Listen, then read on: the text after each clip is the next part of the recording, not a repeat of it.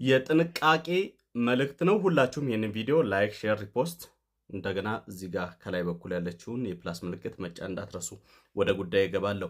ሰሞኑን እጅግ በሚያስጠላ ሁኔታ በተለይ ቴሌግራም ላይ እየተካሄደ ያለው ነገር እጅጉን በጣም የሚያስጠላ ነው። ቴሌግራም ተጠቃሚዎች በሙሉ ይህንን ጉዳይ ልታውቁት ይገባል።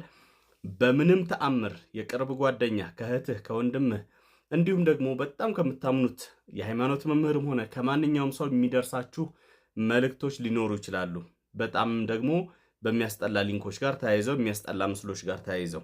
ስለዚህ ማንኛውም አሁን ላይ ቴሌግራም ስከፍቱ ሊንክ ያለው ምንም ነገር ፈጽሞ እንዳትጫኑ።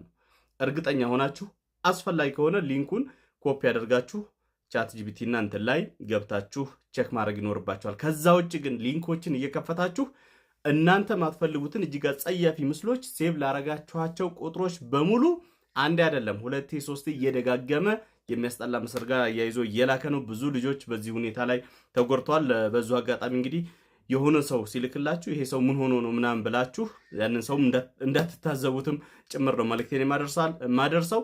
ሁላችሁም ይህን ቪዲዮ ላይክ፣ ሼር፣ ሪፖስት ማድረጋችሁን አትርሱ። መልካም ጊዜ። ተጠንቀቁ።